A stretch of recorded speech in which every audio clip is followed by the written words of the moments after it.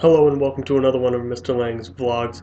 Of course, today we're going to be talking about the causes of the Civil War and how the nation began splitting apart at the seams before the Civil War.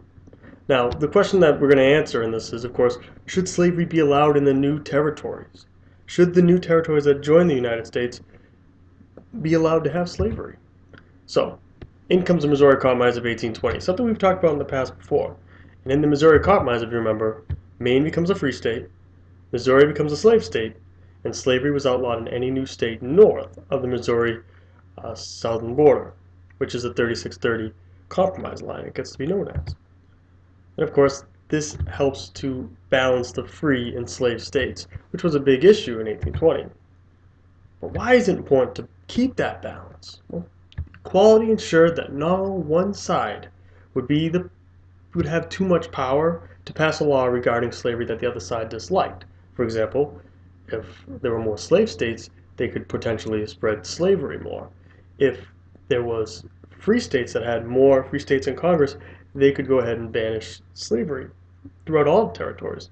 The South didn't like that. They want to keep that nice even balance. Again, as you can see, the southern population between the African Americans and whites was substantial. Especially in the South, you're going to notice that some of the states have more African Americans in them than actual slave owners. Now, the slave owning population was only about 350,000 families. We discussed in class there were a lot of families that were yeoman farmers who had just a few slaves, and they cared with them just like as if they were their own family. They worked out in the fields with them. However, there are those big plantation owners as well, and that's where slavery gets that really bad name that the North really doesn't like. Now, characteristics of the South we've talked about before. It's primarily agricultural. Slavery and cotton are essential to the economy. They have very little industrialization and a very inadequate transportation system. Railroads aren't as many railroads as there are in the North.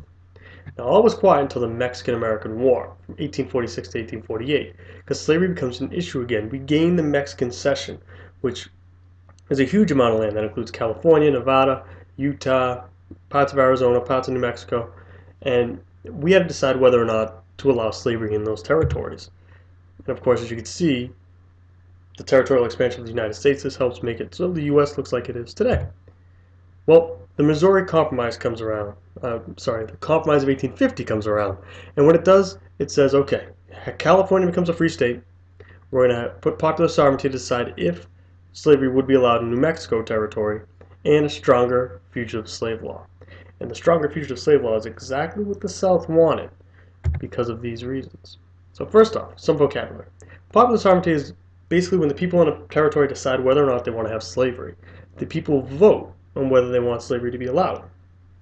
The fugitive slave law requires all citizens, both northern and southern, to help catch and return runaway slaves. And when they do help catch these runaway slaves, they do have to turn them in. As you can see, there are huge rewards for that as well. And sectionalism comes to a huge halt. Like a huge event happens here. Sectionalism is, again, when you have a region that's really devoted to itself, its region or its state, versus the entire nation, has its own interests in mind. What ends up happening here is you have Senator Charles Sumner from Massachusetts that gets caned rather, by Congressman Preston Brooks. And this happens because, of course, during one of the meetings at Congress, Brooks Sumner said things that Brooks didn't like. Brooks comes over and starts caning him. And Sumner was very tall. He was a very long man, has long legs. And back then, Congress, the tables were actually bolted to the floor. So he got trapped underneath, and Preston Brooks did not let up. In fact, he did get some brain damage after that. Now, the Dred Scott decision brings up a very vital question. If a slave is brought to a free state, does that make him automatically free? Well, Dred Scott would say yes. Now, who's Dred Scott? Well, he's the name of an African-American slave. He was taken by his master, who was an officer in the U.S. Army, from the slave state of Missouri to a free state of Illinois, and then to a free territory of Wisconsin even. And he lived on free soil for a long period of time. When the Army ordered his master to go back to Missouri, he took Scott with him back to that slave state. But then his master died. Now, when he died, which is John Emerson, in 1846, Scott was helped by anti-slave lawyers to sue for his freedom. He said, well, I've been in so many different free territories, I should be free. Now, who is his owner now? Again, well, this is Dr. John Emerson. He was the doctor in the U.S. Army. He was the original owner. And again, the Army required him to move throughout the United States. So what ends up happening is Emerson's stationed in Missouri, then Illinois, then Wisconsin. And he's transferred back to Missouri again. Now you get two sides of the argument. Dred Scott says he lived in a non-slave state area long enough to be considered a free man. His owner passed away, therefore he does not have an owner. However, he was willed to his wife's brother. His wife's brother lived in New York. Of course, his wife's brother said, was very pro-slavery. So what ends up happening is, of course, he tries to go against Dred Scott, tries to get him to still be a slave. The U.S. Supreme Court, however, throws the case out. Roger Taney, this Chief Justice, says, you know what, Dred Scott's not a citizen, he's a slave, so he has no right to control a person's property, and neither does Congress. So the Supreme Court decision, slaves were not citizens, so they could not bring suit. Slaves were considered property, and under the Fifth Amendment, protects the property of slaves, because Congress can't ban slavery in territories now. Because you can take your slave and you can go anywhere you want with him. He's your property. Just like as if I took a car and drove it to another state. It's my property, I can do that. Congress or the federal government can't take that away from you. Southerners were overjoyed with this decision. However, Northerners were not. And later, John Sanford had a mental breakdown. He was the owner after Emerson and became insane and died in a New York asylum. So Sanford actually got Scott because he inherited him from John Emerson. But after this whole case, Scott gets sent back to the South under Miss Irene Emerson, which was John Emerson's wife. So what would your decision be? Think about that. Now, Uncle Tom's Cabin is a very famous book that comes out during this time. It's by Harriet Beecher Stowe, who's a Northerner.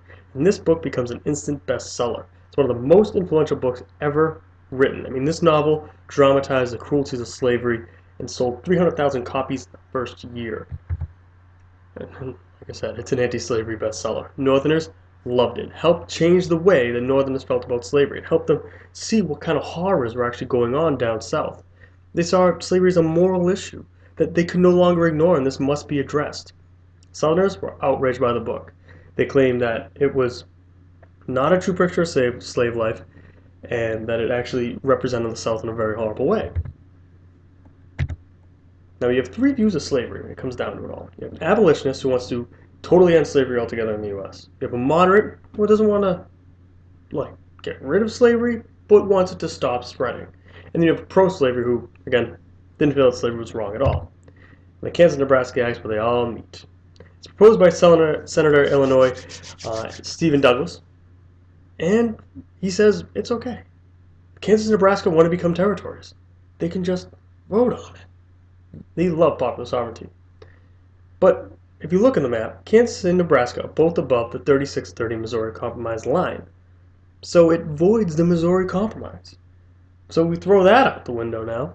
And now there's a possibility that slavery can be in Kansas and Nebraska. It's going to be up to a vote. Well, unfortunately, people in Missouri didn't like the fact that Kansas or Nebraska could become a free territory. Their slaves could easily hop the border, run, and have a straight shot right to Canada.